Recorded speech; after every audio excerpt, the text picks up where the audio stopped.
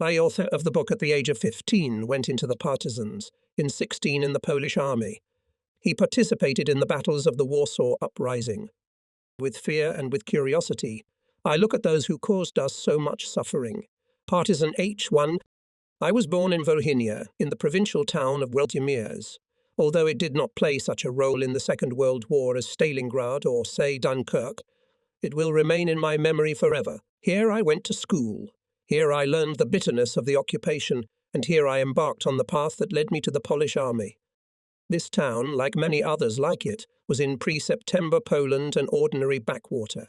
No industrial enterprises were built here, and therefore it was unbearably difficult for the inhabitants to find work. On Wednesdays and Fridays, when the magistrate officially authorized begging, many young, healthy, but unemployed people went for bread. All the entertainment of the town's youth consisted of visits to the cinema, and in summer also to the stadium, where the honour of Władimierz was defended by a team of amateurs.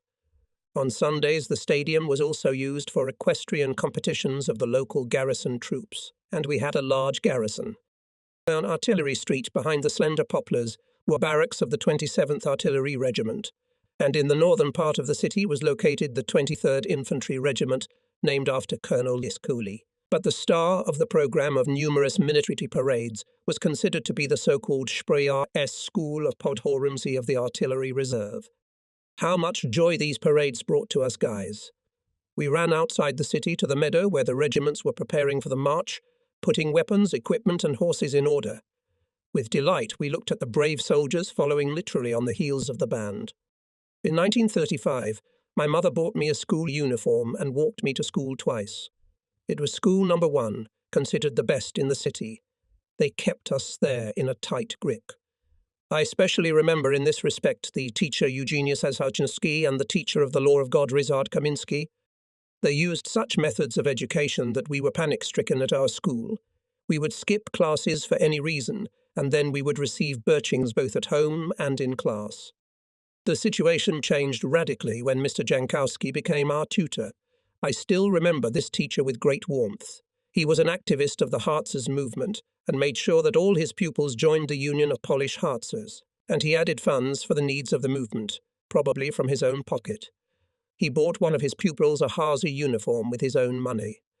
During excursions out of town, which we made very often, he bought us bread, milk and honey from the peasants. The excursions usually ended at the campfire, where Jankowski would retell us interesting books he had read or tell us front stories.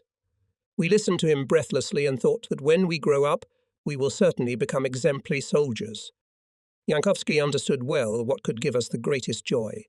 He established contact with the Sports Society Strelok and the organization Military Training, which were building a shooting range behind the soccer field. A lot of labour was needed to do the excavation work there. From that time on, we spent every free minute with a wheelbarrow and a shovel. We got blisters on our palms, but the gates of the shooting range were opened in record time, and now we could shoot for free. Later, from our pennies, from collecting and selling waste paper and bottles, we created a fund to buy a Harzer yacht. There were no more empty bottles or old newspapers left at home for the Harzers, and there was still not enough zlotys for a sailing boat. Therefore, our guardian sold his bicycle with a spare tyre of Zawodzki's firm. The rest of the money was earned by picking strawberries from the colonists in the village of Kalinoka. And one May day in 1938, a new yacht appeared at the river wharf of Karkuszewski. How happy were those who had the honour to take part in the first voyage, and how many tears were shed by those who could not get on the yacht, because it was not so big to take on board all at once. Councillor Jankowski managed, however, to solve this issue. Only those who could swim went on the first voyage. And the next Sunday, divided into groups under the experienced guidance of Lieutenant Marshal Marzil, began to learn to swim. The days of the sea were approaching. They were celebrated at our place. The programme of celebrations included a parade of various floats. For the best masquerade decoration, the team received a prize in the form of sports equipment. We did not know who of us would sail, what would be the costumes, but firmly believed that Jankowski will be able to solve this problem. At the appointed time, the whole squad stood in formation. Mutters, those of you who can turn into Negroes in 10 minutes will swim. Assembly is over. I'm waiting for the Negro team. The order's been given, and we're standing there like pillars, not knowing what to do to become Negroes. Well, why don't you move? What's the soot for? Now we don't wait a second. Together with Vodka and Jurek Musinski, we fly into the nearest house and ask the landlady for soot. Not understanding anything, she looks at us and asks, "Are you chimney sweeps?" Soon tell her what task we have been given. She waved her hands and allowed us to clean the kitchen stove. We smear ourselves, snorting with laughter. With our clothes under our arms, we return to the wharf. Here we catch some of the hawsers. Some of them did not manage to smear themselves at all. They did not find such an indulgent mistress as ours, and now they are laughing quietly, looking at us. Councillor Jankowski also smiles. He chooses the blackest and hands them boxes of shoe polish, 1 for 2, to finish their makeup. We are floating up the river. We are accompanied by the laughter of the people gathered on both banks. Dusk is coming on. Multicoloured fireworks disintegrate with a rumble. On the flat roof of the reservists' wharf, an orchestra plays a tango. The shore and water are noisy and crowded. We must be careful not to cause a collision. There is a keel-vata formation of everything just holding on to the water. The review begins. A mock-up of the destroyer vortex with the crew of the Sagittarius picks up speed. A jam develops on the shoal near the Schlemke marina. We raise the retractable keel and, pushing off with oars, sail next to the vortex that has settled on the sandy bottom. We are rewarded with great applause, and the next day our fleet increases by 1 more floating unit. A kayak, which we called Negro, and flashed by. A new school year begins. On the streets, at home and at school, there are endless conversations about the war. During the Haaser training camp, Councillor Jankowski read us brochures about anti-aircraft and anti-chemical defence. In a prominent place in the classroom, we solemnly hang a paper silhouette of a torpedo boat with the inscription, National Defence Fund. The money intended for the second breakfast, we now spend on 10 groschen stamps of the National Defence Fund, which we stick on the silhouette of the boat. The school administration organises a competition between classes who will be the first to stick the boat. The first place is taken by pupils of the 7er class. Everyone willingly gives their accumulated coppers, although various delicacies are beckoning from the store windows, and in the confectionery store of Kowalski and Rita a fine ice cream is sold for only 5 groschen. The year is 1939. The talk of war is getting louder and louder. Contributions to the FID were not wasted. One Sunday in April, on the town square near the movie theatre, lined up rows of sub-coronels of the Sprach. In front of us and the delegation of the 23rd Infantry Regiment put tables. On them, 18 gas masks, 3 sabres and 2 machine guns. Along the tables in the Guard of Honour are students, representatives of schools. Not far away, the chaplain of the garrison church is conducting a solemn service at the altar. On chairs sit the owners of the city and the district. From posters hung in large numbers, the face of the Supreme Commander-in-Chief looks at us. Strong, united, ready, shouts the inscription. The priest consecrates the equipment laid out, and the ceremony of presenting the weapons begins. With a firm, steady step, jingling spurs, the sub-chieftains approach. They kiss the blades of the sabres handed to them by the headman. They also receive gas masks in canvas bags. Representatives of the 23rd Infantry Regiment install machine guns on wheelbarrows, and the parade begins. In the classroom, we again cover the boat with stamps. After the announcement of mobilization, the 27th Artillery Regiment and the 23rd Infantry Regiment leave within a few days by rail somewhere in the Tukoli area. All talk is already about war, and homegrown politicians make hasty predictions. After the conclusion of a mutual aid pact with England and France, most people believe that Hitler will not start a war. People have great faith in Western guarantees. Despite this, there are queues in front of the stores for basic necessities. Every family is stocking up in case of war. In the paper stores, never before in great demand, black and later blue paper for blacking out windows is being bought up. In the evening, the city looks as if it has died out. There are no lights anywhere. The greatest excitement can be seen among Dacia dwellers. They don't know what to do. On the sidewalks appear slogans written in big red letters. Let's repeat Grunwald. Let's go to Berlin. One August day, my father comes home in a military uniform and right from the threshold shouts, "No, hurry up, children. I must say goodbye to you. I'm coming." The crying starts. What about us? Renew? What will we do without you? What will I, poor thing, do when the Germans come? Father doesn't pay attention to Mama's complaints. Handing her a 10 zlotys, he says in a calm voice, "Guys, this is for a rainy day. Don't be afraid of the Germans, they will never come here. If only Hitler starts, we'll be in Berlin in a couple of days." We 3 children are silent. The younger ones are clinging to their mother's skirt. We don't yet understand what war brings with it, which explains, perhaps, our indifference. Father says goodbye to each of us individually. He holds my right hand in his heavy palm for the longest time. "Remember, son," he says, "you are the oldest man in the family. Help your mother. I'll write to you. And from the war I'll bring you the bicycle you dream of." Neighbours come, say goodbye to my father and wish him a speedy return with victory. His colleague Danchuk says goodbye to his father especially fervently. They worked together at the post office for a long time. He points to the diploma, which my father received for the 2nd place in the National Shooting Championship among postal and telegraph workers in 1935. "Colleague, don't embarrass us at the front. Show Hitler how to shoot and come back safe and sound, with an order on your chest." We walk my father to the gate. Soon his silhouette disappears around the bend in the road. We return home. The apartment is unnaturally quiet and empty. The weather is unusually hot in the last days of August. The sky is flooded with dazzling sunshine and the ground is dry as a rock. The bottom is showing in the river. There are still no letters from my father. On August 31, the last dacha dwellers leave. The civil order officers get gas masks and put on yellow armbands, and finally the last peaceful night comes. In the morning we are awakened by a sharp knock on the window frame. Mother goes to the window and a woman's voice bursts into the room. Today the Germans attacked us. Get up. The war has begun." We jump out of bed. "What's wrong with our father?" Mother sighs. "Where is he now, poor guy, and what is he doing? Or maybe he's already dead." She cried at the thought of it. We go out into the yard. The neighbours are standing in groups and talking animatedly. "We need to dig an anti-aircraft gap. Persuade someone senior sergeant of the state police Majewski. Zemlema Bartkovsky marks the place for the slot in the garden, and under his guidance we begin to chisel the withered earth. We hardly manage to loosen it with a trowel and a hoe. Every person returning from the city we ask, "What news from the front? How far have our troops advanced?" Nothing concrete is known.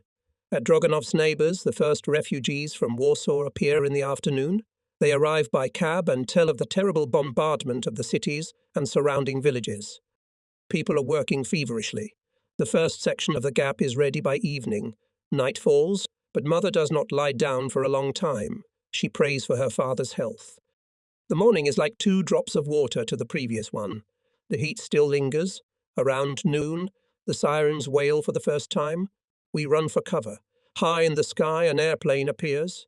Without descending, it flies in the direction of Lutsk. A rebuff sounds, and we vigorously dig the next section of the trench. There are rumours in the city that many enemy planes were shot down. The radio reports about the courageous defence of Westerplatte. Here in Volin, we do not yet know that we are losing the war. We still believe that we will not give up an inch. And already on September 3, bombs fall on the city. There are the first victims of this raid, and among them is my father's brother. From that day on, airplanes with black crosses on their wings bomb the city every day with impunity. The inhabitants are terrified. There are more and more refugees. They bivouac in the fields and vegetable gardens. On September 4, we learned that the 23rd Infantry Regiment, which is part of the 27th Infantry Division, has been defeated in the Tukoli area. The men are very excited. Soon Westerplatte capitulates as well. The Supreme Commander-in-Chief arrives in the city and stops on Cathedral Street. The first decade of September has passed. From the west at night comes the rumble of guns. There is still no news from my father. In the garden above the Luga River, the soldiers begin to dig trenches. They mine the nearby bridge on Pavlovsky Street and together with the population of the city erect barricades. The town acquires the appearance of a fortress. The neighbours have the headquarters of the unit, occupying the defence along the river. My brother and I help soldiers to camouflage firing positions. Lieutenant Gura, commander of the company of machine guns, gives us as a souvenir sapper shovel and a walking flask. We come home only to sleep. Hospitable machine gunners take us on allowance. We like soldiers' pea soup and goulash very much. We already know what a machine gun is and even help to fill the ribbons with cartridges. Mid-September. Artillery cannonade is heard quite close across the river. Excitement begins among the soldiers. The first German shells are falling on the city. Machine guns of our defence are snapping. Vociferously burst gun shells. The ground trembles. The air smells of gunpowder gases. We hide in the shelter. The women sing psalms. I sit with Waldek Majewski near the entrance and see how under the apple tree beats long bursts of machine gun fire. The orderlies carry past a soldier with a broken leg. Our shelter fills with rumbling and smoke. Someone in the back shouts loudly and hysterically. Officer Gura arrives with some soldier. They carry out the wounded. The officer calls 2 more soldiers to help. They bring out my mother and Mrs. Majewska. Both women have blood on their heads. One of the soldiers leads out the severely wounded eldest daughter of the Majewskis, Jadwiga. My mother is concussed and screams in a terrible voice. "Where are my children?" A soldier appears at the exit with my 3-year-old sister in his arms. Her head and right hand are bloody. As the shells continue to whistle, I start to cry. The soldiers escort us to the headquarters. In the courtyard at the Goklerovs lie wounded. The orderlies are bandaging them.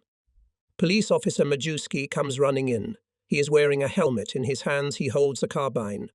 He looks at the wounded members of his family, and tears stream down his face. He comes over to me, leans down and whispers, "Your brother is dead. Don't tell Mom yet, she can't take it."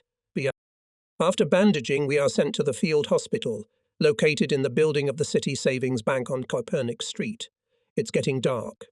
Buildings are burning in many parts of the city. The shooting has already subsided. We were evacuated from the hospital to Kovel. Together with us, there are several more wounded soldiers and 1 orderly. In the morning, we meet already in Kovel. There are no places in the hospital. The wounded are lying in overcrowded corridors. So we get a loaf of stale bread, some lard, some tomatoes, and an order to leave the hospital. We walk through unfamiliar streets. Sometimes one of the passers-by will look back at us or ask, "What's wrong?" Soon my mother meets familiar soldiers from the communications platoon, where my father was yesterday. He has gone somewhere to fix the telephone line, and they don't know when he will return. The liaison officers take us to their location. It is a large shed near the Kovel post office. I look at the soldiers' household with interest. Near the barn there is a lonely, clean house, guarded by a sentry. As soon as the morning chill recedes, several soldiers in strange uniforms come out of the house. They? Who are they? I ask our acquaintances. Omens, pilots. They've been here for 3 days. Their airplane was shot down over Kovel, the communicators replied. With fear and with curiosity, I look at those who caused us so much suffering.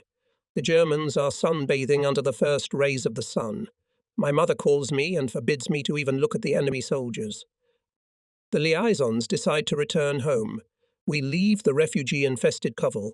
The roads are crowded with people and wagons. There are also military wagons. A white flag flies on each cart. We hear the rumble of airplanes, which inevitably emerge from behind the forest, gleaming in the sunlight. We hide in a potato field. I lie on my back and count the planes. There are 32 of them. From the city comes the roar of sirens, drowned out by the hum of the planes, which after a minute is mixed with the rumble of exploding bombs. We continue on our way. At 4 o'clock in the afternoon, we approach Tussisk. There is smoke above the railroad stacks. The raid has recently ended. We go into the nearest house and ask to spend the night. Wounded women and children can't walk anymore. The owners treat us with milk and village bread, ask us where we are from and what happened to us. The head of the family harnesses the horses. I'll give you a ride to Ovadno, he offers. After midnight, we reach the train station in Ovadno. The waiting room is crowded and stuffy. People are sleeping everywhere, even on the small open-air platform. No one knows if there will be a train to Włodzimierz. Fatigue takes its toll, and we fall asleep. At some point, I wake up with a jolt. A train is slowly approaching the platform. At the doors of the waiting room, a terrible crush begins instant. Everyone wants to be the first. Our communicators grab places in the vestibule of the broken Pullman, a short horn of the locomotive, and the train starts. In the morning, at dawn, we reached Włodzimierz. How much the town had changed in less than 2 days of our absence. Scorched trees stand around the remains of burned houses. On the streets lie fallen telegraph poles with twisted wires. The sidewalks are full of broken glass and various household articles. Complete powerlessness reigns. The atmosphere of uncertainty and general disorder cease only on September 21. With dawn, Soviet tanks enter the city, and around noon, units of cavalry and infantry. I run with the other boys to see what the Russians are doing and what they look like. There are a lot of kids hanging around the tanks. Some of the boys even manage to climb on the steel machines. Soldiers with red stars on their pilots smile cordially. We still have no news about my father. Many neighbors have already returned from the war, but father is still missing. Mother is gradually recovering and her confidence is returning. Her younger sister's wounds are not yet healed. The pantry is empty. Need is coming to us. Fortunately, there are potatoes, cucumbers, and tomatoes growing in the vegetable garden. The owner of the house glazed the windows, so we are warm. On the night of October 5, we are awakened by a sharp knock on the window. Mother jumps up. "Who is there?" she asks uncertainly. "It's me, open up." I recognize my father's voice, run to the door, long fiddling with the lock, finally open. My father enters, followed by 2 Soviet soldiers. The arrivals greeted everyone. The father, having learned about the death of his brother and son, sits down heavily and holds his lowered head in his palms for a long time. The Soviet soldiers take out bread, sugar and lard from their duffel bags, and the mother puts tomatoes and cucumbers on the table. Already the kettle is making noise. In 2 or 3 days I'll go to work and will live normally. My father finally says, "I'm going with the Red Army soldiers from Zhytomyr. Tomorrow they are going further." "Well, mother, the water is boiling. Pour some tea." He looks at the soldiers. "It's a pity there's no vodka. It would be very useful now." I listen to the conversation and try to understand what my parents are talking about with the Soviet soldiers, but I don't understand much. During the First World War, my father and mother went to a Russian school and know Russian quite well. Now I envy them very much. Life goes back to normal. Father gets a job at the post office.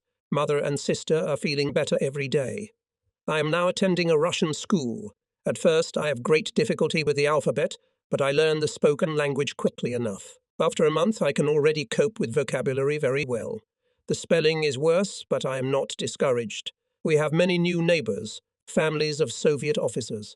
I become firm friends with the Karpov brothers, Lenka and Shurka. They willingly help me in learning Russian. The inhabitants of the city are slowly adapting to the new conditions. So passes the first military war.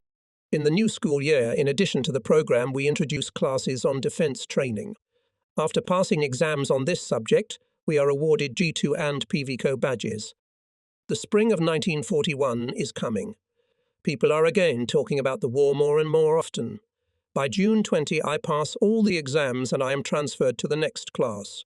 On Monday, I was supposed to go to a pioneer camp for the first time in my life, but all my dreams were cut short at dawn on June 22 by the war. The sleeping city awakens from the artillery cannonade. The windows shake, my father gets up first, and I hear him whispering to my mom. Hush, let the children sleep, it's probably war." I jump out of bed, but I can't get dressed because of excitement. My hands are shaking. The explosions of shells do not stop for a minute. Together with my father, I run out of the apartment. Our neighbor, Major Lukin, is already in the yard. I hear the rumble of airplanes. And then in the sky appear silhouettes familiar from the memorable September 1939 Junkers. Heavily loaded, they fly eastward. From the courtyard of the gymnasium, a lone anti-aircraft gun opens fire on them. German artillery continues to bombard the city. We run to the shelter dug back in 1939. It is already overgrown with grass and partially crumbled. The wives and children of Soviet officers are huddled together with us. The Podzamsky neighborhood is on fire. The day stretches unusually long as all the front days stretched later. Twilight descends on the ground. It seems that the bloody, blazing city breathes heavily, as if it were a living creature. We climb out of the shelter. Vovka Shitov's father comes and informs us that the Germans have forced the bug. "It will be difficult for us, but they will break their teeth on us. You'll see, neighbors. We'll come back here as winners. For now, goodbye," he says and quickly leaves. We are left alone. The wives of Soviet officers are crying. The next day, in the morning, artillery again hammered at the defenseless city. Airplanes dropped their deadly cargo on it.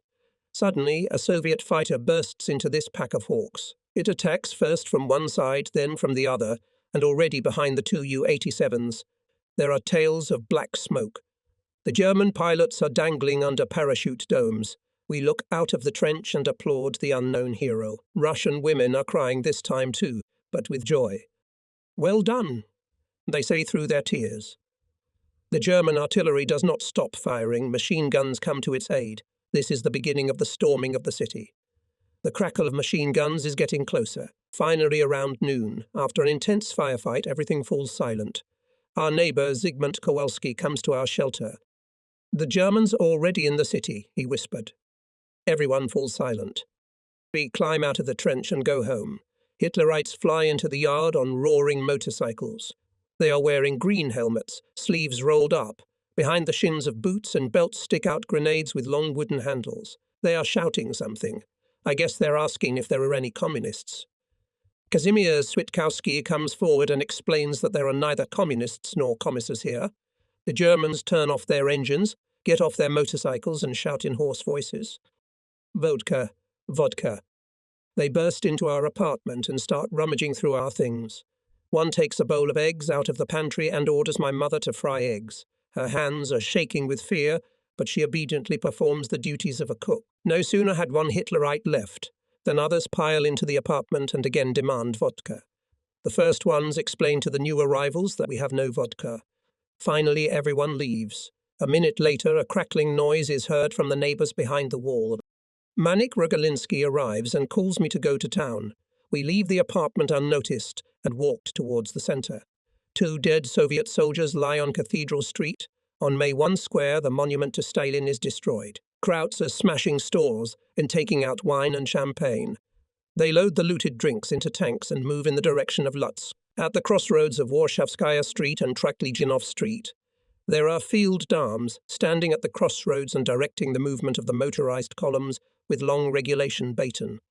A sign with the inscription, "Moscow has already been nailed," on the pillar. A Soviet soldier comes out of the gate. He is unarmed and without a belt. He is noticed by the guardians of the new order. One of them shouts, "Stop, stop." He unbuckles the holster of a massive parabellum, takes out a pistol, and from a distance of a few steps shoots the soldier in the back of the head. We run away. We walk again in the direction of May 1 Square. Not far from the broken monument, Ukrainian nationalists erect a triumphal arch, decorated with greenery, German and Ukrainian nationalist yellow and blue flags. We stop outside a ruined philatelic store. There are stamps, albums, and some magazines lying behind the broken glass of the showcase. "Look, what beautiful stamps," Manik excitedly says, and unhesitatingly suggests, "Maybe we should take some." I hesitate. "No, you cannot. It is not mine." I convince myself. Mek, as if guessing what I'm thinking, objecting. "They'll be lost anyway, or someone else will take them." That settles it. We collect the colourful stamps among the shards of glass and torn pieces of paper. Beyond expectation, the stamps are plentiful. We divide them fairly, equally. In the evening, anti-aircraft guns are set up in the square near the pier. In the morning, 3 Soviet airplanes appear. The guns open a fierce fire, but the planes skillfully maneuver out of the sector of fire. To the side of Ostrovko, artillery rumbles. In the afternoon, 6 Soviet bombers return from the west. 2 blunt-nosed Messerschmitts rain down fire on them. The streaks of tracer bullets sparkle. The last bomber in the formation lays down on the wing, and a moment later fire and black smoke burst out of it. It still tries to pull, but it fails. And the plane, having turned over several times, falls on a house on Olanskaya Street. The fighters continue to dance around the bombers. Those answer fire on fire. But the maneuverable German planes have an advantage in speed, and in a minute the second Soviet bomber is dive-bombed and crashes into the ground. The crews of the Soviet planes made no attempt to escape by parachute. In the crowd, which is watching the air battle, with bitter regret they say that, apparently, the Germans in the air cannot defeat. June passes. Already at night you do not hear artillery fire. More and more motorized and tank columns of the Wehrmacht are moving eastward through the city. People only shake their heads and sigh. Who can resist such a force? In the opposite direction are long columns of Soviet prisoners of war, overgrown, gaunt, dirty. People try to give them bread. but the convoyers shoot both those who give them bread and those who stretch out their hands to it. In the town square, the Nazis set up a large map on which every day they move the swastika flags further and further to the east. Near the gendarmerie, which has taken over Dr. Zenkiewicz's clinic on Copernicus Street, the Schutzpolice are stationed. The raids begin. People are taken to Germany for forced labor. Vacation was over, but school was out of the question. What school for? A slave doesn't need to know too much. It's enough that he has the physical strength to work. But the meager bread ration did not add strength. The essence of the new order was revealed more and more clearly every day. The first to feel this order were the Jews.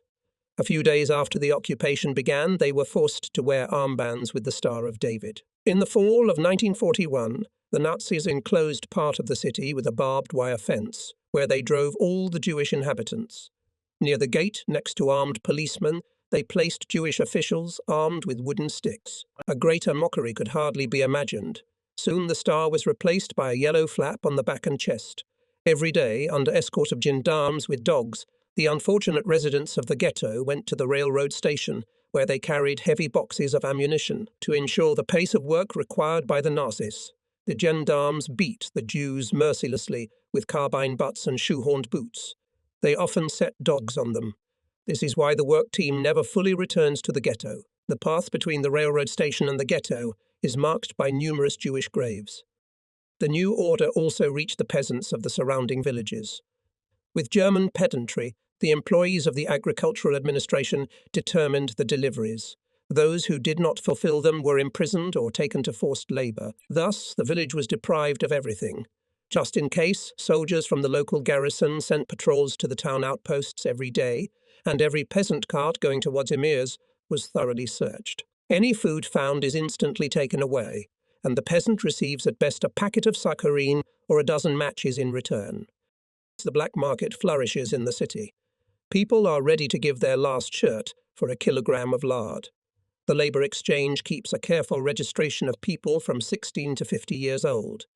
If someone has an entry unemployed under the heading place of work, it means that you should prepare for forced labor in Germany or change your place of residence as soon as possible. The winter of 1940-52 drags on unbearably long. Fences and part of the trees in the city park and gardens are cut down for firewood.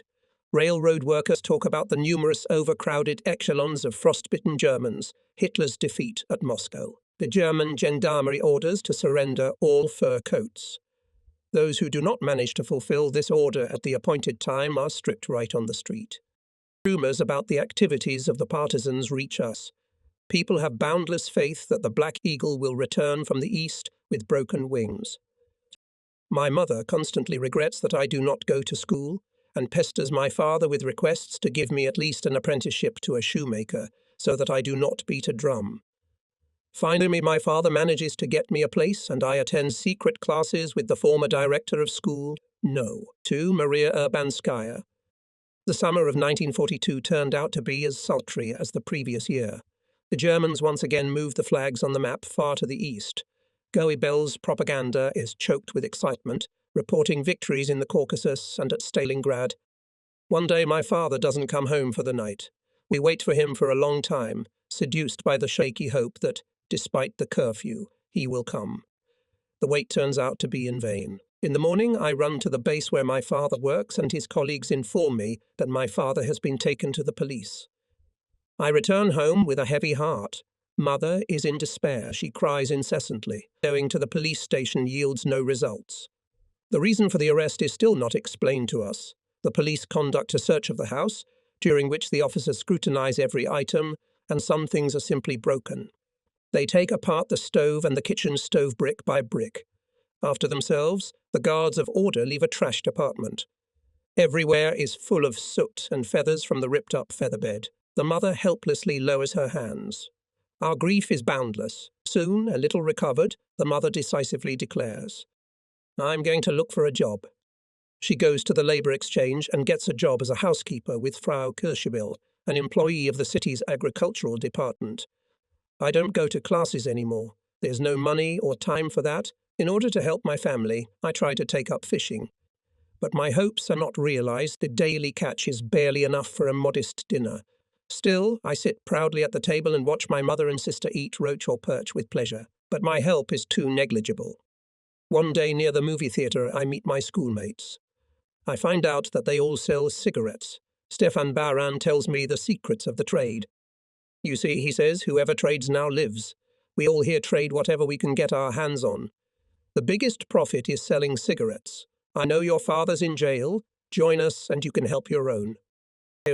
That may be true, but I don't have any money. What am I going to buy cigarettes with? If you want, I'll lend you some money and you can go ahead. I hesitate, but I'm tempted. I look at how the others are doing. Finally, I decide. We move in a crowd in the direction of the train station. Baran explains to the colleagues in the profession that my father is in prison and therefore I will work with them, to give more weight to his words. He explains that I am starting the case with his money since I am as poor as a church mouse. I'm a little embarrassed, but everyone laughs merrily and claims to have started the same way. Stefek ostentatiously takes out a wad of German marks. He counts out 10 pieces of paper and handing them to me says, "Good luck to you. Give it back later and we'll be even." Agreed? Agreed, I replied. Now my colleagues explain to me the principles that must be followed in trading. They warn me not to violate them. Unless, of course, you want to deal with us, warns the oldest Zizishek Horstug. I look at his powerful figure and firmly agree to everything. We enter the train station. It is immediately apparent that the boys are frequent guests here. The railroad workers come in, and the group spreads out into various nooks and crannies to make trade deals. Stefek continues to patronize me. Without his tutelage, I wouldn't do much. Here, every buyer has his own supplier. We buy goods from the machinist Zielinski, to whom Baran introduces me as a newcomer. I use the money I earn to buy Spike, which I manage to pass on to my father through Jazka Zalutsky. We are beginning to think that everything will settle down in time. Suddenly, we receive official notification of my father's death. The grief into which it plunges us does not allow us to come to our senses for a long time. Mother's eyes lose their luster forever. I cry alone, unable to reconcile myself to the thought that my father's rough palm will never again rest on my shoulder. Life in the occupied country dresses new and new families in mourning every day. But it also makes its own prosaic demands. Looking into an empty purse one day. Son, we're out of money. Go, maybe you'll earn a little. And I go. That same day I shuttle several times along Railway Street, from the movie theatre to the train station. Suddenly there's a shout. When we hear it, we run off in different directions. It means that a German or a spy has appeared in our trade area. During this period, we usually hide the goods in some nooks and crannies. Later someone goes out to reconnoitre, and only after the danger has passed, trade begins again. This time it was different. I look from around the corner and see the scouts talking quietly with a German soldier. I approach too. I hear the German Oberephrator speaking in the purest Polish. "Guys, I didn't come for cigarettes. I'm a philatelist. I'm interested in postage stamps. Maybe some of you have them? I would love to see them, and even more willing to buy them." I listen to him, and at the first moment I cannot believe that a man dressed in a German uniform, although he speaks my native language, is different from the executioners in the same uniforms. The soldier does not cease to assure. "Please don't be afraid of me. Believe me, you are in no danger." So I dare to show him some stamps. I come as close as I can and hesitantly say, "I have some beautiful stamps. If you come to my house, I'll show you." "I'd like that," he said brightly. "Then I'll ask you to wait for me at the church." I sell the last pack of cigarettes and approach the waiting soldier. Stefan Spendel, from Katowice, he introduces himself. On the way he tells me that his family now lives in Bogucice, and he is an administrative officer in the commandant's office of the camp for prisoners of war. We enter the apartment. The mother greets us from the threshold with a question full of concern. "What has that brat done?" The Oberleutnant probably does not understand, at first, what this question and his mother's tears mean, for he looks at his mother and at me for some time in surprise. I quickly explain what the matter is. The mother calms down, inviting the guest into the apartment with a wave of her hand. We enter. Spendel sits down, takes a magnifying glass and tweezers out of his pocket. Mainty asks, come on, let's see your stamps. I bring out several envelopes. I see his fingers trembling as he looks at the stamps. I await his evaluation with interest. These are beautiful stamps. Where did you get them, boy? He finally asks. You see, I've been collecting stamps for a long time. I lie cheekily. If you want to give them up, I'll buy them all. How much are they worth? It's hard to put a price on them. I don't know the value of these stamps very well, I explain, and then I add, could you pay me in cigarettes, saccharine, or other products? All right, Spendle agrees without hesitation. He quickly leaves, promising to return soon. It is not far to the camp commandant's office on Cathedral Street, so he returns in half an hour. He brings 25 packs of cigarettes, 10 saccharine packets, and 3 kilograms of sugar. I show him a few more episodes. Probably whet the appetite of an experienced collector. As he says goodbye, he asks his mother, will you allow me to come to your son for stamps? From then on, he shows up at our house every few days. You know, I have a colleague. He is also a philatelist. He says one day, and he would like to buy some stamps in the same way I do. Can I bring him here? I agree without hesitation. They appear the very next day. Spendle is acting as interpreter. This is a non-commissioned officer, that is, a corporal. He is from Hanover, his name is Hans Matthias. Hearing his name, Hans eagerly agrees. Yes, yes. I look at him, but all I see is a massive holster with a parabellum sticking out of it. Show me the stamps, Spendle says. I bring several envelopes. Hans takes them in his hands and immediately informs. I buy them all. Why feel costetes? He wants to buy everything. How much does it cost? Spendle translates. 200 cigarettes. Spendle translates to Hans, and he tries to bargain. If you want the stamps, you pay, but if not, I'll take them. Hans mutters something to himself, but pulls out the required number of cigarettes from his bag and puts them on the table. The next day he comes alone. We haggle.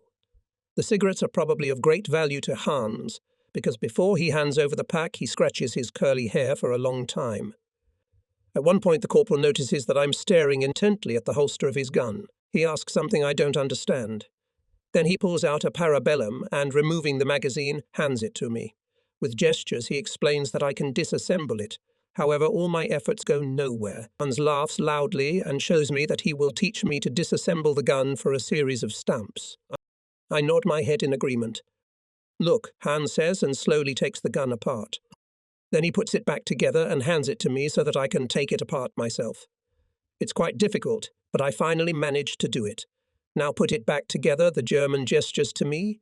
I don't succeed, and it's the turn of the next series of stamps. And again I agree. Matthias becomes the owner of 2 beautiful series, and I acquire skills in handling the parabellum. We say goodbye satisfied with each other. During Spendle's next visit, I learn that Hans is ready to bring even a machine gun, if only I would give him stamps. However, Spendle warns me, just remember that this is a German and keep your mouth shut. Caution never hurts. I assure him that learning how to use the gun came about by accident. Besides, I don't know how I should react to the word German. Spendle himself wears a German uniform. By exchanging stamps for cigarettes, I could save a lot of money. Frankly speaking, my mother wouldn't have to work now. I'm already trading on a large scale. From my friends at the movie theatre, I learn about the sale of weapons on the black market. So far, I don't know who buys and who sells them. I only come to the conclusion that the conversations of my colleagues are not just idle chatter. Probably people are fed up with the occupation. More and more often we hear about the activities of partisans, so far somewhere in the area of Sarn and Tarnopol. And we have something going on here. Stefan and Hans are still coming to see me. Stefan, as before, pays with cigarettes, and Hans offers me one day to shoot bottles with a pistol. He values one shot at a series of marks. I accept the offer. We take some empty bottles from the pantry and go to the river.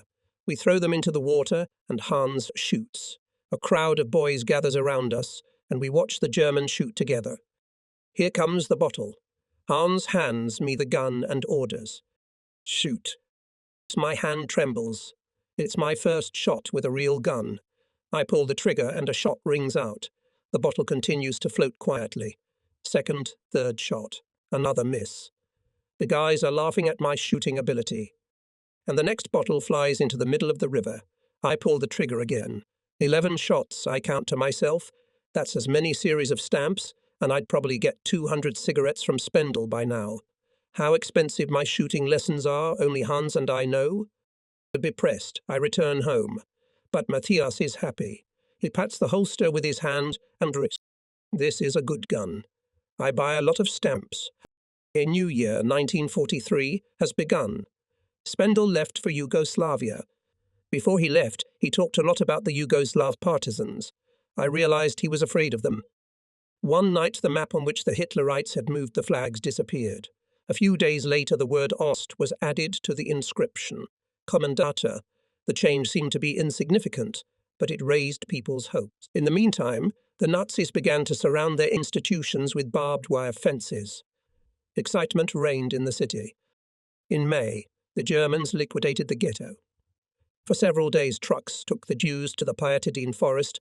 In July came tragic news about the pogroms of the Polish population in the surrounding villages. At night, bloody fires rose from all sides. The surviving peasants were now camping in the squares. More and more often we heard about the activities of the Soviet partisans. My friends Edward Religa, Janusz Wierzbowski, Kazimierz and Roman Daniewicz talk about our need to have weapons. Roman, the oldest of us, claims that Polish partisan units will soon arise as well. Wait till we go into the forest and start beating the Germans. The guys are on fire. I dream of going to a partisan detachment. At night I dream of battles with the invaders, and I see myself in the role of avenger for my father, for the offences inflicted. One Sunday afternoon, I traded an old, rusty 635 mm caliber 4N pistol from Edic Religi, the son of a gunsmith from the 27th Artillery Regiment, for my father's pocket watch. However, this junk could not satisfy my ambition, so I decided to get a real pistol at any cost, with which I would definitely be accepted as a partisan. But where to get such a gun? My first thought is to steal it from Frau Kirschibel. When I visited my mother, I saw a pistol in the German woman's nights. Many times I'd held it in my hands, and frankly speaking, it could have been my property long ago. The only thing that stopped me was the fear that my mother would be suspected of stealing it in the first place, so I continued my search. And the Germans, worse and worse, neighbours of Frau Kirschibel, came into my sight. Their servant was Mrs. Christina Sifinska, who lived in the neighbouring house with her husband and children. Since then, I've spent a lot of time at my mother's place of work. For several days, I scrutinise the daily routine of whist and wires. In the morning, the Germans leave in uniforms and with weapons. After lunch, at about 4 o'clock, they change into civilian costumes and go swimming at the former reserve wharf. They return home about 7 o'clock and immediately have dinner. After the Germans leave, Shafinska and her mother sit on a bench in the garden and talk about something for a long time. At this time, the apartment of the Hitlerites is empty. So at 2 minutes to 4, I am with a fishing rod near the place where Wist and Vers come to bathe. Here they are walking along a path lined with jasmine bushes. They enter the marina. They sit down on one of the vacant benches, puffing cigars. They take their clothes off. I nervously watch the float, and out of the corner of my eye I watch the Germans. At the moment when they slowly enter the water, I slowly move away from the pier. I reel in my fishing rod and leave it in the bushes. I run to Sokolskaya Street, where Wist and Vers live in Dr. Polanski's house. I get into the yard through the fence. There's no one around. I approach the ajar door and knock just in case. I listen. Everywhere is very quiet, only my heart is pounding like a hammer against an anvil. I push the door slightly and make my way into the kitchen.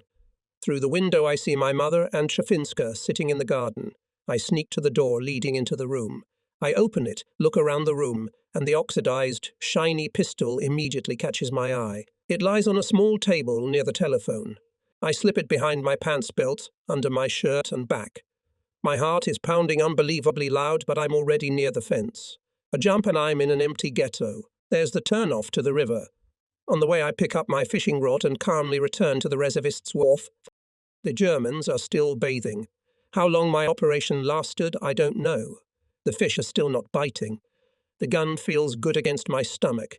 I can't believe it went so smoothly. Every now and then I touch the hidden gun with my fingers, and each time I make sure it's still there. Now I can't wait for the Germans to go to dinner so I can get a good look at it. Finally, they both come out of the water, dry themselves with rough towels, smoke cigars, and walk down the jasmine-lined path. I reel in my fishing rod as fast as I can to get home. Mother hasn't come home from work yet. I lock the door and take out the gun. What a toy! I almost scream with delight. On the top of the bolt I read, MAB caliber 7.65 MI. I take out the magazine, take the gun off the safety, and eject a shiny cartridge from the chamber. All the time I think, what will happen next? What will the Nazis do when they find out about the disappearance of the gun? But everything was all right. The next day in the morning, without a few minutes 8, my mother comes home and right from the doorstep says, Wist lost his gun yesterday by the river. Half an hour ago he went to Lutsk for a meeting. He'll be back only in the evening. Run to the river, maybe you'll find it. Well, get up, you lazy bum, and go looking. Mum, I don't know where to look. After all, why do I need his gun? You're such a lazy bum. You've got a chance to make money and you're in bed. Anyway, do as you please. Come back at 10 to get sugar and butter. After my mother leaves, I put my gun in my belt and go to show off to Edek Religa. He immediately starts urging me to sell the gun, but I don't want to listen to him. Let's go to the barn, and I'll show you something, says Edek in a confidential tone. We enter a large gate. Edek climbs up the ladder and pulls a bundle out of the thatched roof. After a moment, he takes something steel and long out of the bundle. He sets this something on a log and explains. This is a Soviet tank machine gun.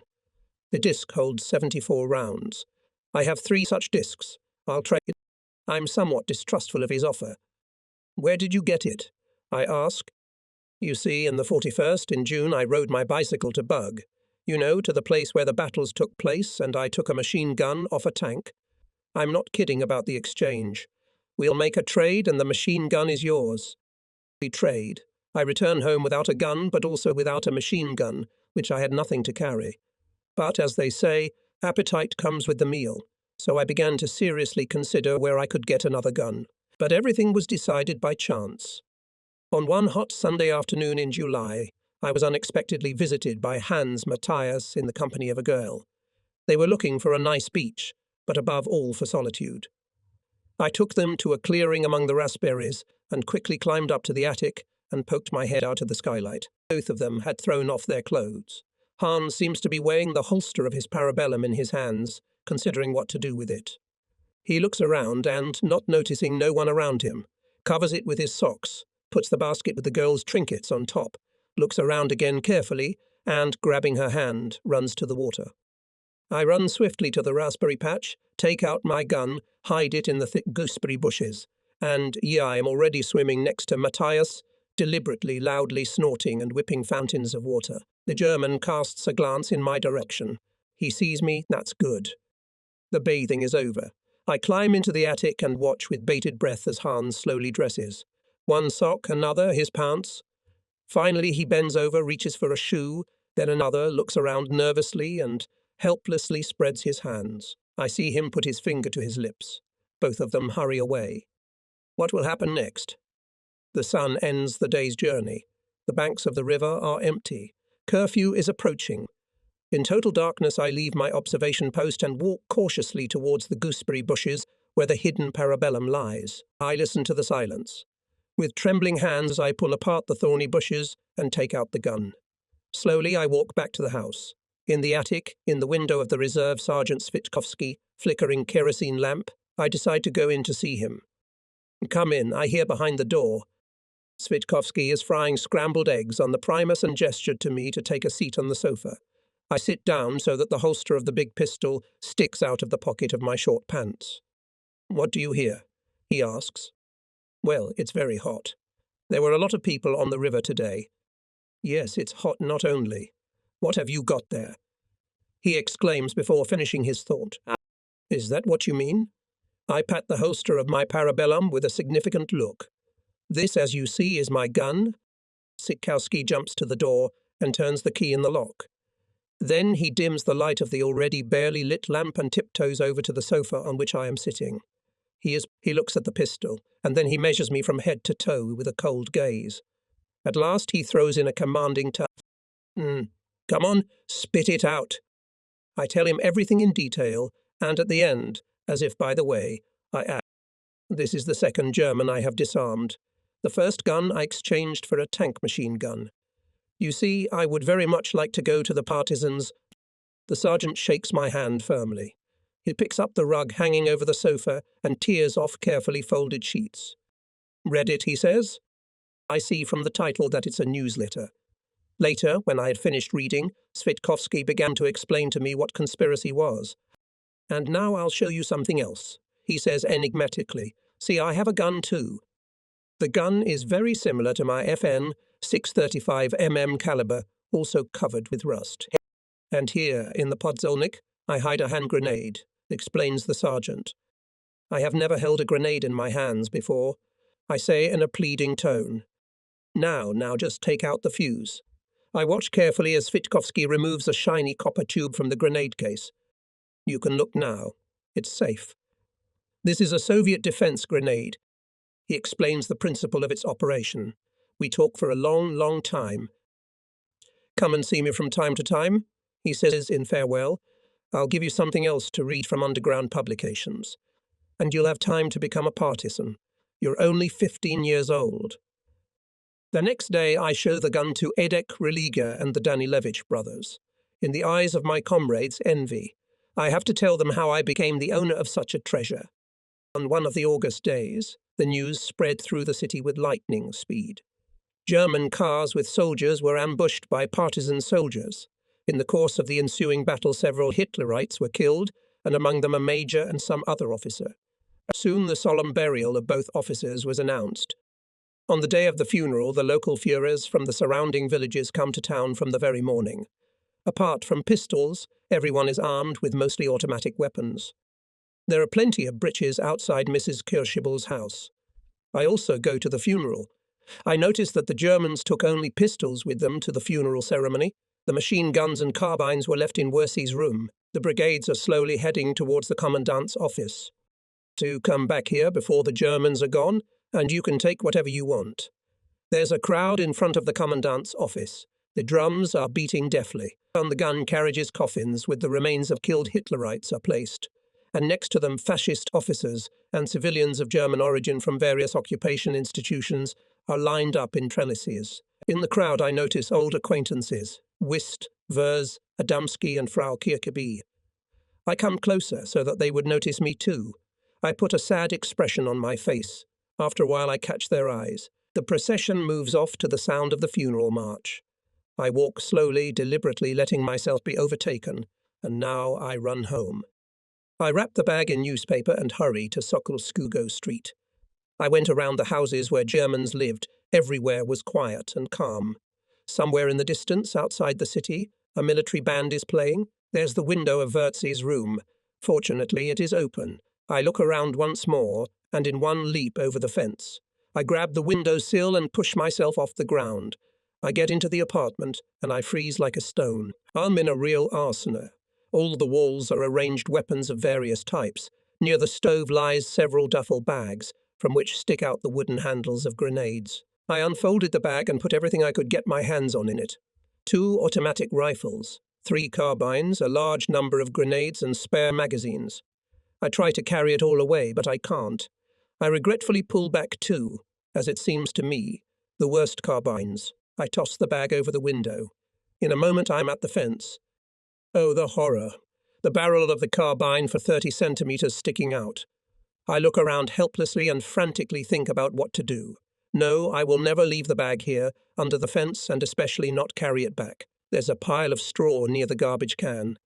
I put it in the bag so that more of it would come out, throw the bag over my shoulder and leave the dangerous place as quickly as possible. On the way, I decide to take the loot to an old, dilapidated glacier by the river. It was a success. I bury the bag with the weapon in the sawdust that once protected the ice from melting. I shake off my pants and run to the place of the funeral ceremony.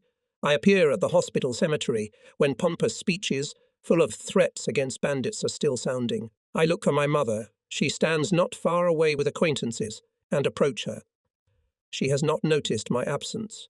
The air is shaken by the volleys of the morning salute. Another half an hour and the crowd begins to disperse. Together with my mother, I approach Mrs. Kirschibel. In a minute we are surrounded by Whist, Vers and a few other Germans I don't know. I feel my hands trembling, as usual. I begin to ponder what will happen next. The breaches are coming. A German woman takes my mother. With a gesture of his hand, Whist allows me to take a seat on the seat beside the driver. The wheels of the breeches thud on the cobblestones of Farnay Street. In a minute we are speeding along Cathedral Street and Sokolska Street. The abundance of impressions and the fear that the worst was about to happen gave me a headache. Here we are. I sit down cautiously on the bench where my mother and Shafinska often rest. The wake begins and the Germans are drinking vodka. Soon there is drunken singing and laughter coming from the open window. Some go out into the courtyard, barely able to stay on their feet. I have a single thought in my head. The absence of weapons has not yet been noticed. List appears in the doorway with a bottle of vodka and a glass. Leaning against the door jamb, he calls out, "Adamski, come here, have some vodka." The red-haired Adamski comes over and sips vodka from the glass handed by Whist. Still haven't noticed anything. I mentally comfort myself. At the same time, Verzi runs out staggered. "No, Carl, go quickly. Damn bandits." I get up and go to the charioteer with whom I was riding on the goats. I don't know whether to disappear or wait a little longer. In the end, I stay. The Germans are so drunk. I say, "Jenik, come here." I hear my mother's voice. "Are we going home?" I ask her calmly. "Do you know, son, what happened here when we were at the funeral? Someone took the Germans' guns. They're furious. I don't know what will happen now." "What do?" I ask impatiently. "Wait for now. They curse the Bolsheviks and Stalin. They probably won't touch us." I return to the bench, but just in case I look where the best place to run away from here is. The Germans are coming out of the house in groups and taking places in the breeches. They talk about something in a half whisper. Finally, they all drive off. So everything ended safely. I was just as frightened as the first 2 times. "Son, let's go home." My mother calls me. I can see that she is excited. On the street, I ask her, "Mum, what happened?" "I told you, someone stole a weapon." "What will the Germans do?" From their conversations, I understood that they will get the weapons somewhere. "Anyway, don't tell anyone about what happened here. They're not going to report it to the Gestapo." Things have taken a nice turn. After dinner, I run out of the house for a while. It's dark, so I strain my hearing to the limit. Is anyone around? But the silence is broken only by the croaking of frogs. I go to the old glacier. Here I listen attentively once again. All around is quiet. I enter and my feet immediately sink into soft sawdust. I pull the bag out of the hiding place and carry it to our barn. I'm afraid that the door hinges creak too loudly. With great relief, I put the sack on the floor. Then I push the rabbit cages away from the wall and stack the weapons there. It's safe to go home now. I tidy up the shack. I clean the cages, stack the rest of the firewood, and at the same time I keep an inventory of the weapons. Stocks are quite considerable. A carbine with 180 cartridges, 2 automatic rifles with magazines full of cartridges, 7 hand grenades, 25 cartridges for a pistol of 7.65 m caliber, a Dutch flashlight with a dynamo and joy. I almost cry, and in my head there is only one thought. Now I will surely be accepted as a partisan. And suddenly everything almost turned into a tragedy. 2 days later, the Nazis organized a public execution of a Soviet partisan. Everywhere is full of armed soldiers. Among the Germans I see a red-haired Adamski with a machine gun. My comrade Shezaki in Tiukowski's size. This machine gun is a real treasure. "Would you like one?" I ask out of the blue. "Of course." Sezek shrugs his shoulders in bewilderment. "Then come see me in a couple of days." I blurted out unexpectedly, even to myself. I still don't know what prompted me to make such a decision. The next morning, around 11 o'clock, I approach Adamski's house. As usual, at this time there is no one here. I walk around the house. I ponder for a minute what to do, and then I take the glass out of the small window in the back door. There's a key sticking out of the lock on the inside. I turn it and enter the German's apartment. On the coat rack hangs a belt with a holster. I lift it up. It's light, so there's no gun. I leave the belt in the same position and go into the room. I don't see a gun. Someone opens the front door with a key. I can clearly hear the lock rattle. I run to the window, open it and jump out into the yard.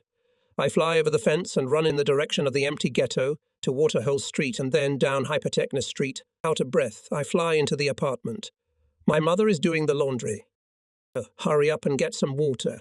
Hurry up, because I have to go to work, she asks. I'm very excited. My hands and legs are trembling. With difficulty, I lift the buckets and take the shortest way through the Gokler yard to the column. A car stops beside me, squealing with its brakes. In it are gendarmes and a policeman, Yashka Zalutsky. Boy, come here, I hear from there. I look around and see that the gendarme Wensky is beckoning me with his finger. I slowly approach. Where is Sokolska Street? He asks me. You have to turn back to Cathedral Street and then turn left into the first street. I explain. Come here, get in the car, show me where it is, orders Zalutsky. There is no time. Wensky intervenes, and the car turns around. Now I can clearly see that besides people there is a German shepherd dog in it. On the dog's back is a wide yellow ribbon with the inscription. I quickly draw water and run home. Although it is hot outside, I put on warm clothes and boots. I try to sneak out of the apartment. Where are you going? My mother stops me with a question. I'll be right back. I pull her away from the door almost by force. I run to the concrete bridge on the Ludz River. I pretend to look at the ducklings frolicking in the water, but in reality I'm watching my house closely. The gendarme, I was petrified of horror. The gendarmes were coming down Vodopoynaya Street in the direction of my house, and a dog with a yellow ribbon was running a few meters ahead of them. The Germans are already in our yard. For a moment the sheepdog stops, and then, having climbed the stairs, enters the open doors of the apartment. In my native house I have not returned. That night I sleep at Kwiatkowski's, to whom I report. There are threads from the Schmeisser, and the house is full of gendarmes. The next day I sleep with another comrade, Kazimierz Danilix, on Ushilukskaya Street.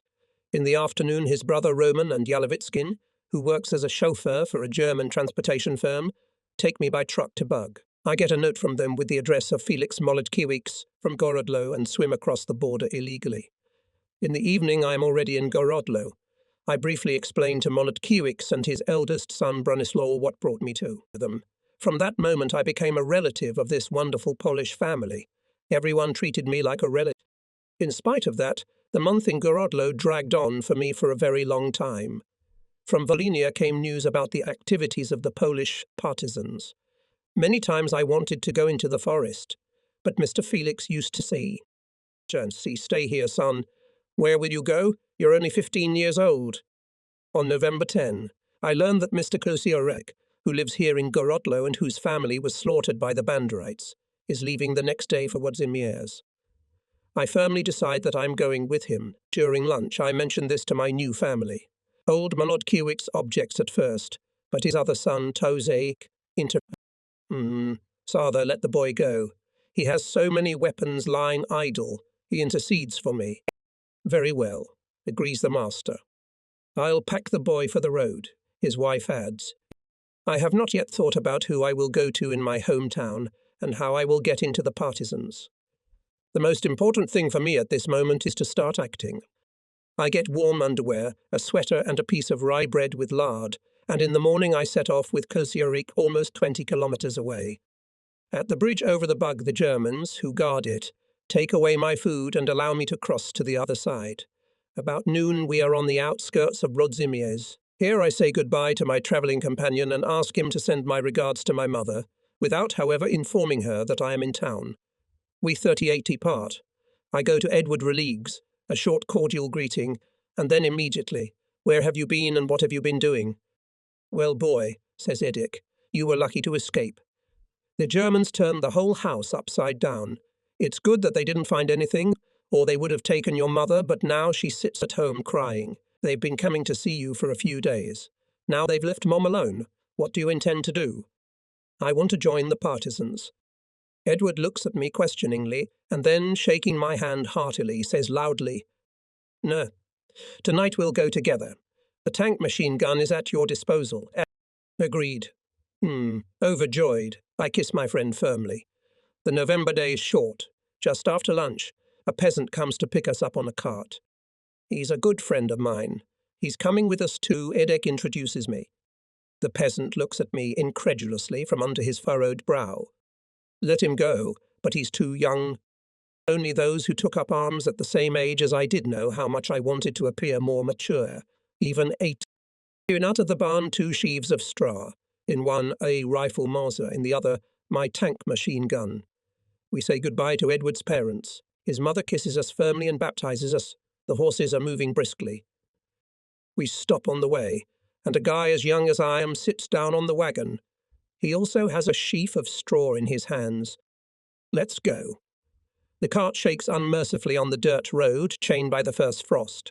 Edek, apparently trusting us completely and abandoning any principles of conspiracy, explains, "We're going to the detachment commanded by Petrus the Little. What this unit is and where it is located, you'll see for yourself tonight. Now choose your nicknames. I'm Wildcat, and that's the only name you should call me. You'll have a job to do tonight. That's all for starters. So what about your nicknames?" "Maybe I'll be Tiger," suggests a guy who joined us on the road. "Not bad." Wildcat agrees immediately. "What do you have in mind?" It turns to me. "Eagle. Sounds good too." "Oh no," Wildcat objects.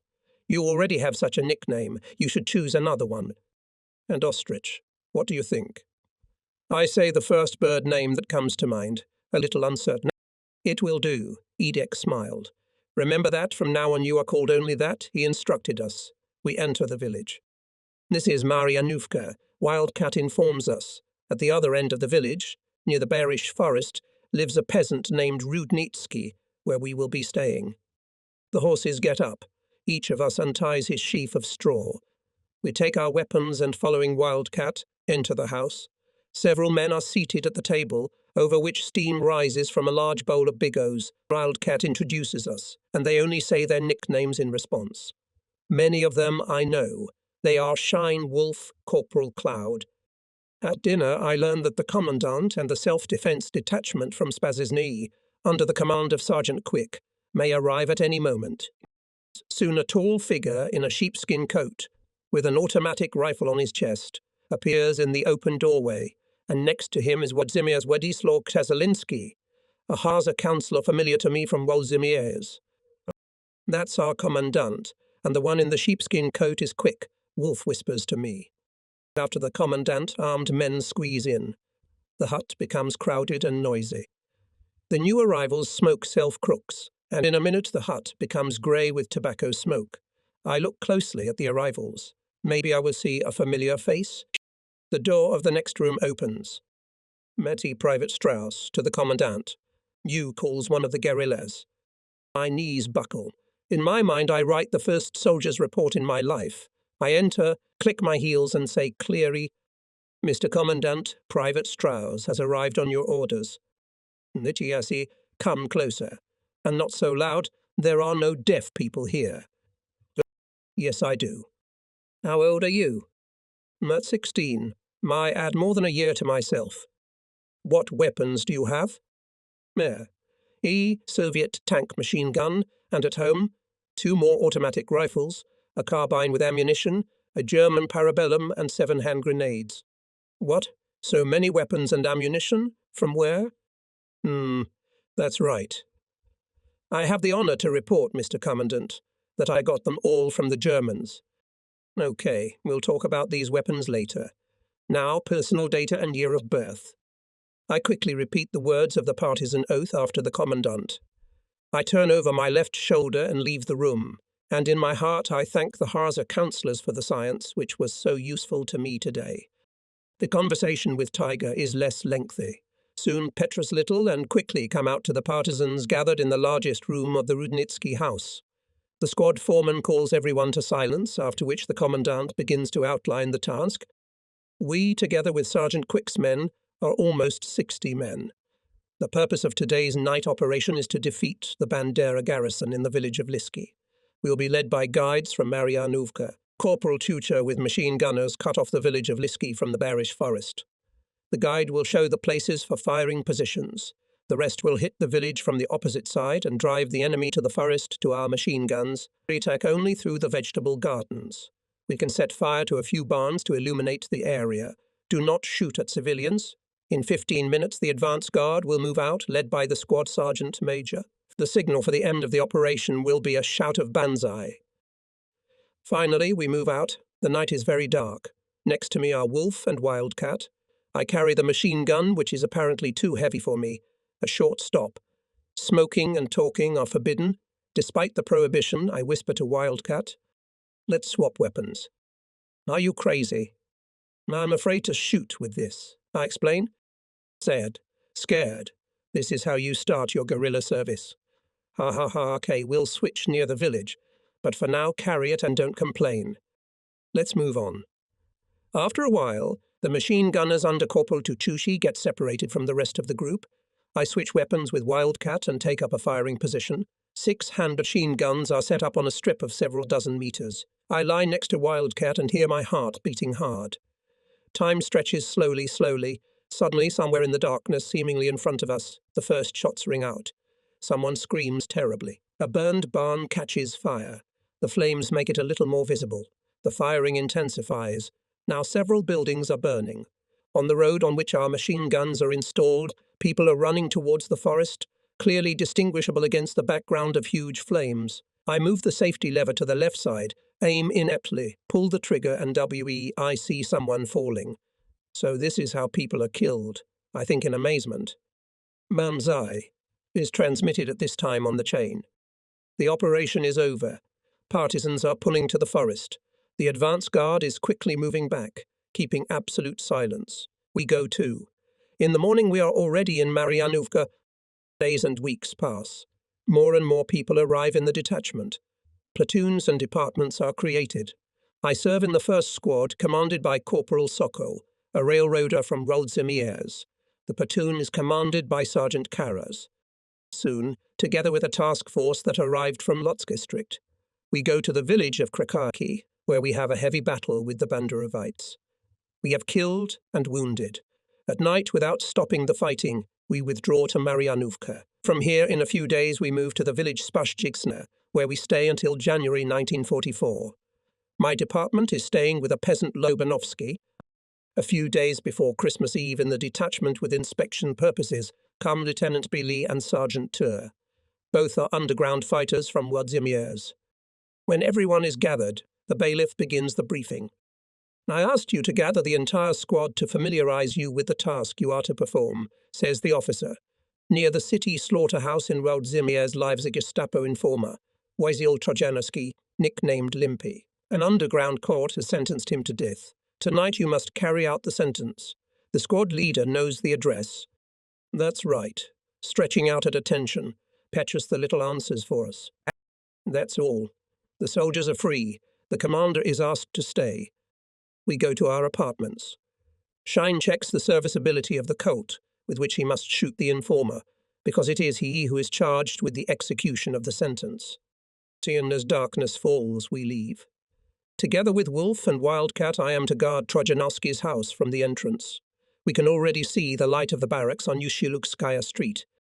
Petrus the Little is confidently leading the squad, leaving aside the main highway. Here we are on the spot. From the carelessly curtained windows, the light of a lamp pierces through. The commander opens the door. In his hand I see a pistol. Shine enters the house after him.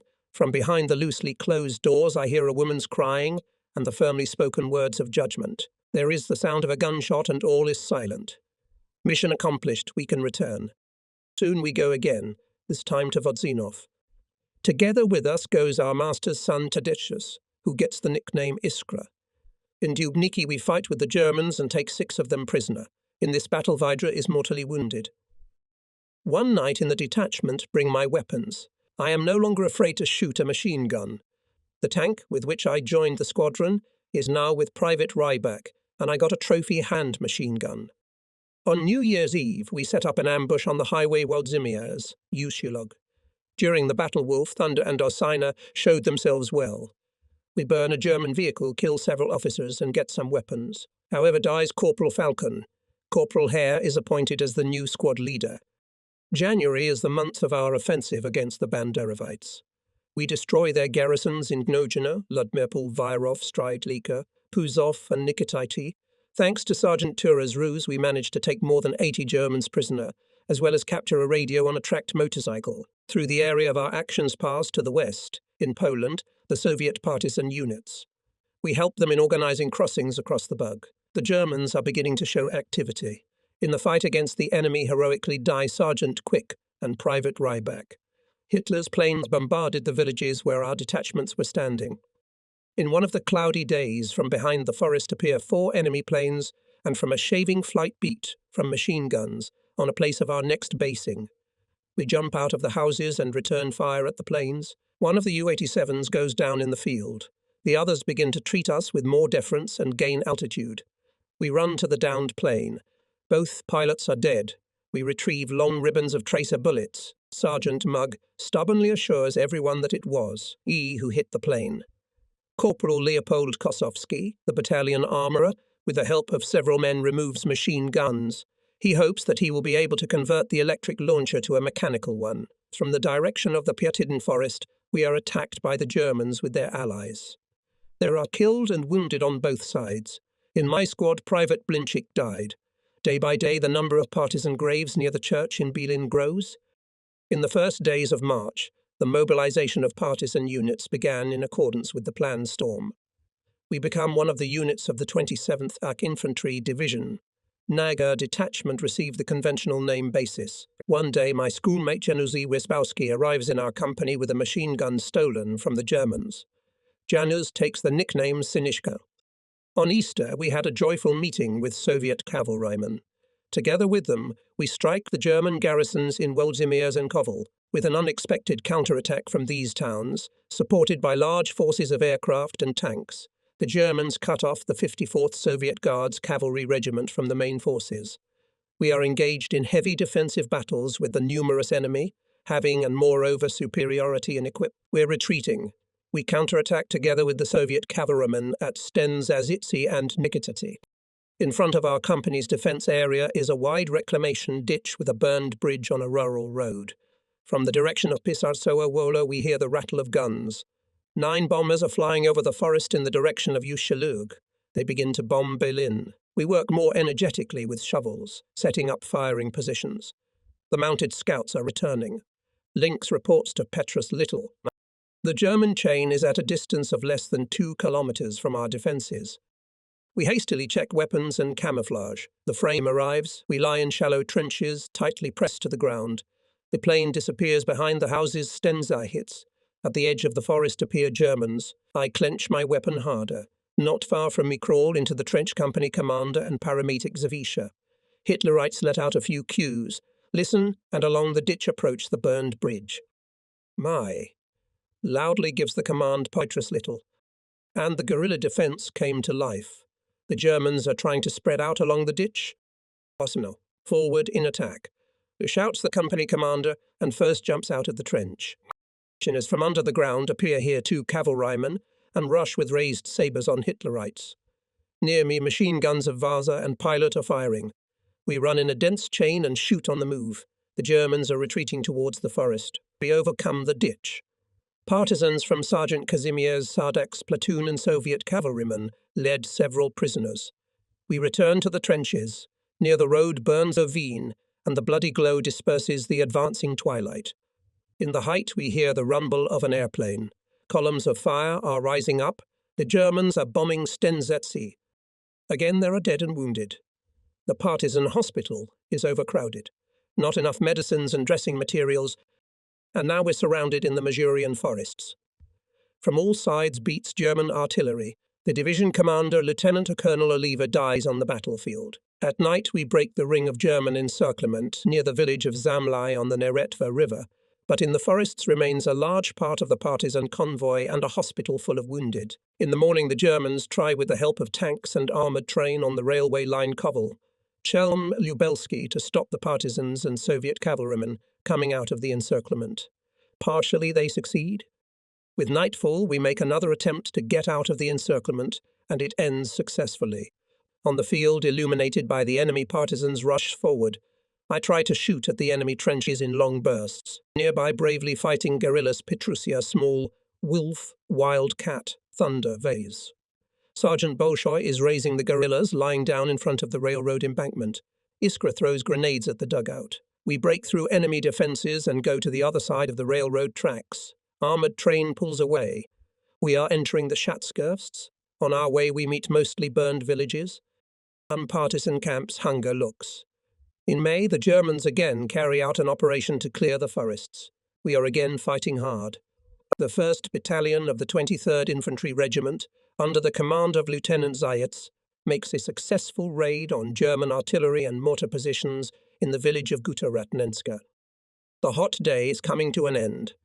By the edge of the forest we approach the area which is defended by Soviet partisans. We take positions next to them. Soviet comrades in arms tell us about the battles of the day. They proudly show a burned German armoured train standing not far from the forest. The battalion commander scrutinizes with binoculars the village we have to hit this night, and then calls the unit commanders to him. We continue our leisurely conversation with the Soviet partisans. They give Leszek a Piachet and 2 spare discs with ammunition. Everyone dreams of such a gift. Finally, the commanders return from Zayat's lieutenant. They quickly give orders. Under the cover of night, we must reach the village undetected. The signal for the attack is a red rocket. The fog rises over the meadows. We move in a thick chain, and in a moment we disappear in the darkness. The object of attack is about 3 kilometers away. For half an hour we go at full height, overcoming numerous ditches and vast swamps. In order not to get lost in the darkness, after a certain time we smack, listening to similar responses from left and right. Next to me steps my number 2, Private Veresk. His rifle is hung over his shoulder. In his hands he carries a box of ammunition. Just in case, I belted myself with 2 machine gun belts, 50 rounds each. I fastened them in such a way that they could be easily unwound in the dark. Now we move more slowly. Hitlerites methodically illuminate the approaches to their positions with rockets and continuously fire automatic weapons. All this serves as additional reference points for us. From the nearest swamp, a flock of wild ducks rises with a cry. We stop. There is nowhere to lie down, water and drowns everywhere. So we rest standing up. I take off the safety of my machine gun. Heather complains that the heavy box with ammunition does not allow him to use the weapon. On the left side comes to us sub-patrolman Petrus Little. Now we will start, he says in a whisper and goes on. Silence again. The sky in the east is slightly greying. A rocket launcher sighs deftly. A red star flashes in the sky and falls slowly, carrying a white streak of smoke behind it. Ducking down, we rush forward. A few meters, and the white wall of fog ends. At last we feel solid ground under our feet. Somewhere from the side a machine gun barks, tearing the darkness with tracer bullets. But here begins the partisan concert. In response, the Germans indiscriminately release flares. The village is already close. I'm falling. Here is my machine gun gives its voice. Partisans are shooting at the nearest buildings in short bursts. Tracer bullets ricochet upwards and disappear in the low clouds. Hitlerites are firing furiously. Hurrah!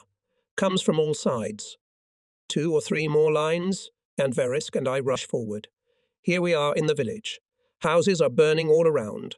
From the fire that engulfed them, it's as bright as daylight. There are trucks on the road. 2 Germans jump out from behind a hut. Don't shoot. Don't shoot. They shout.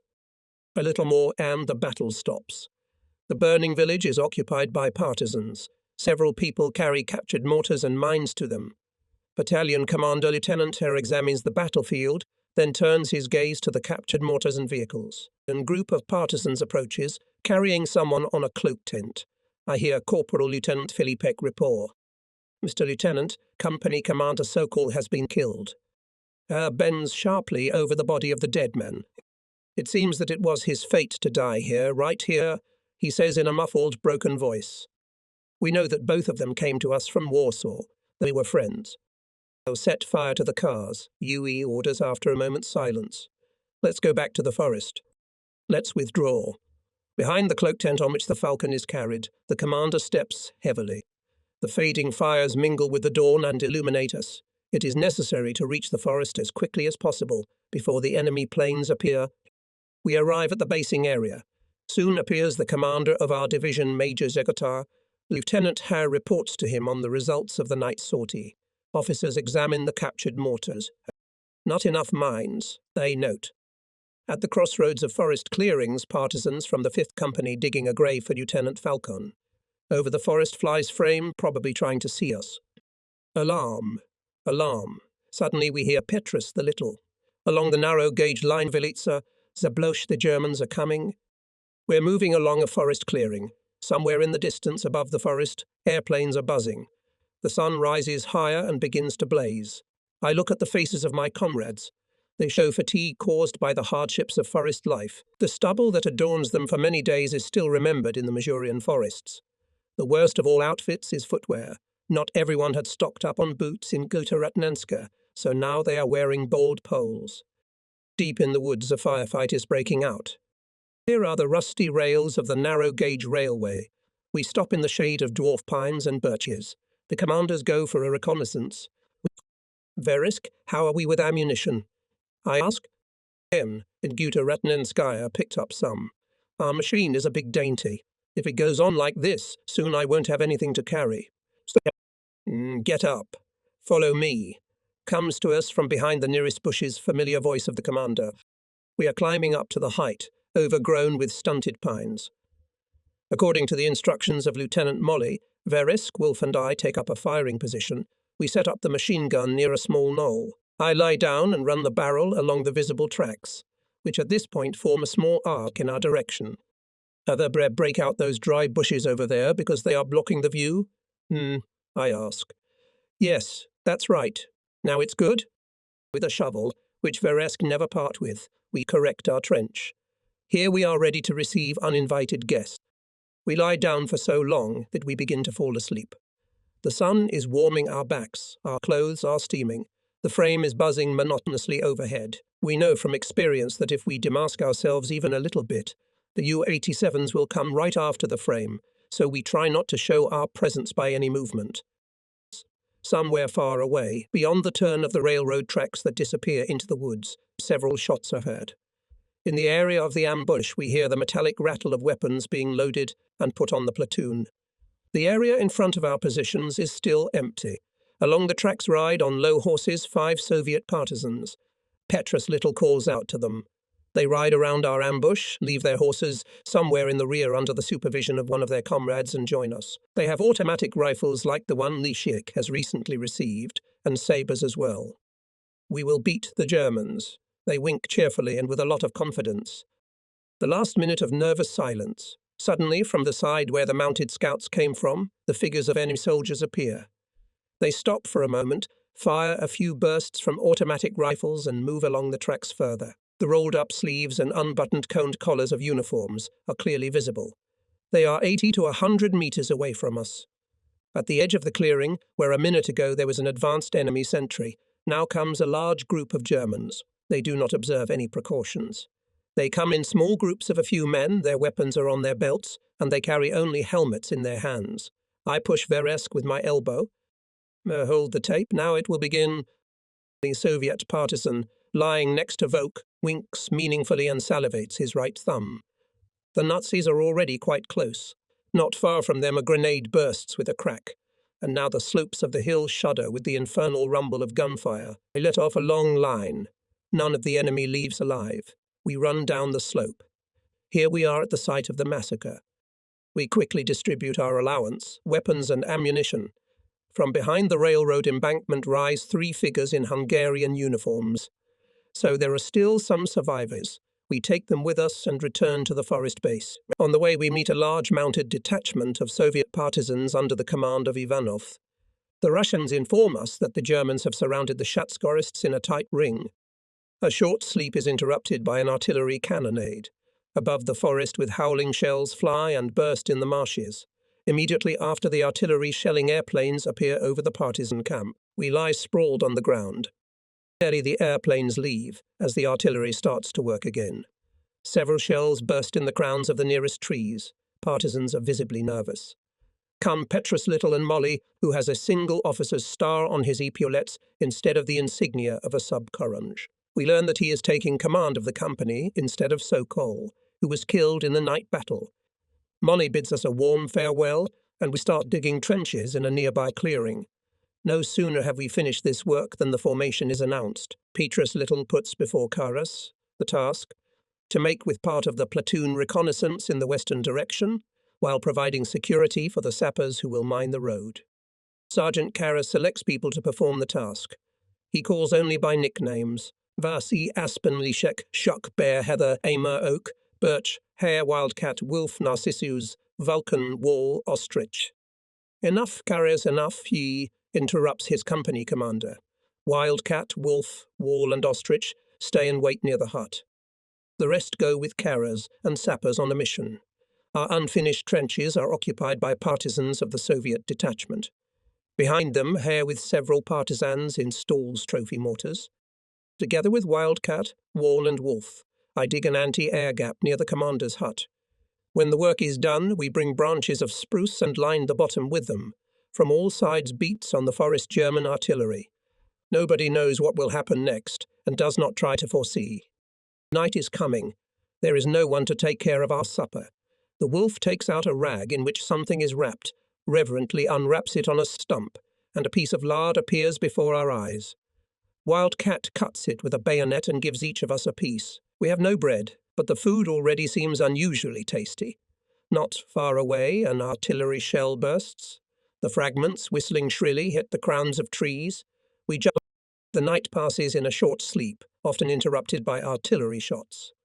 From the tent comes the healthy snoring of Petrus Little.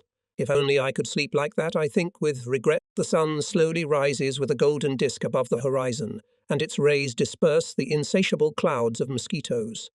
I hear the crackling of twigs. I get up and see Corporal Hare rapidly approaching the hut. "Where is the commander?" he asks excitedly. "Sleeping here in the hut. What happened?" "Those sons of bitches," swears the corporal. "They deserted, damned cowards. They went to fight their way out of the encirclement. Karras and the others?" Petrus the Little comes out of the tent. Corporal, standing at attention, reports to the commander about the deserters. As he speaks, the commander's face turns pale and his hands shake more and more. Shadil unable to stand it, he shouts, "Wall, give us faster horses. All I want is to catch up with this Karras." Petrus the Little and the Hare gallop away. We are left alone. Stina comes up to us. The four of us are discussing the deed of Karras and our other comrades, with whom we had so many joyful and sorrowful experiences. The news of the desertion of almost the entire first platoon spreads lightning fast through the forest. Curious people come to Petrus Little's tent and ask how it happened and what we think about it. Sergeant Bolshoi, the commander of the 3rd platoon, is the most excited. He is a former policeman from Berlin.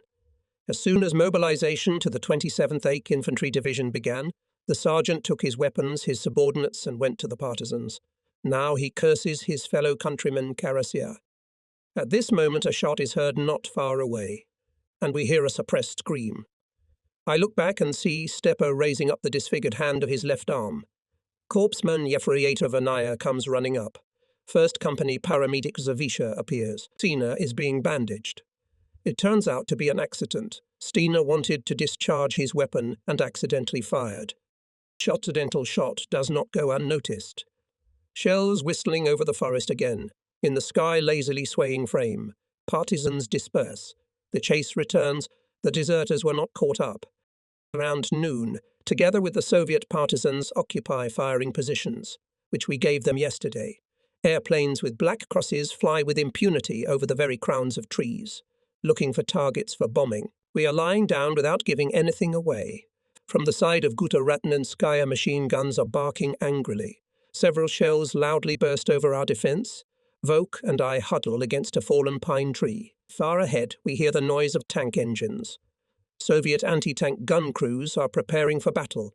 In a few minutes, the rumble of tanks comes much closer and clearer. Clouds of dust are rising above the forest. Already heard the clanking of tracks. "Attention, tanks," comes a command in Russian. "Wolf, look, there is the first one." I point in front of me, where under the pressure of a mighty force young pines lie down. At the edge of the clearing, a steel box crawls out and stops. 2 more monsters crawl out from the sides of this tank. The nearest one is no more than 200 meters away from us. We can clearly see how he drives a long gun, then covered with smoke. We hear the air shake from the rumble. On the line of our defences burst a shell. Other tanks join the shelling. The smell of burnt TNT is spreading through the forest. Forward went German infantry. Tanks are still standing in place and firing at our defences, and yet the enemy infantrymen go uncertainly, and from our side not a single shot has been heard yet. We are waiting for the Germans to come closer. The first to return fire are trophy mortars and 2 Soviet howitzers. Several shells have already been fired, but none of them hit the target. The tanks are slowly moving towards us. Worked partisan machine guns and machine guns. The Germans show their backs and release red rockets. Along the line of our defences quietly transmitted order. Retreat, retreat, guys. I put the machine gun on the fuse and under the cover of Wolf, ducking down. Run to the rear. We're stopping. Only in the depths of the forest, on a clearing overgrown with young birches. Commanders gather their men and bring order to the units. With a loud whistle, artillery shells cut through the air and burst in the area from which we withdrew a minute ago. Only Lieutenant Hare is still firing off the remnants of mines. At last, the mortars join us. They shot the entire stock of mines, and heavy and unusable without ammunition mortars dismantled and scattered in the bushes. During the march, a column of 2 is formed.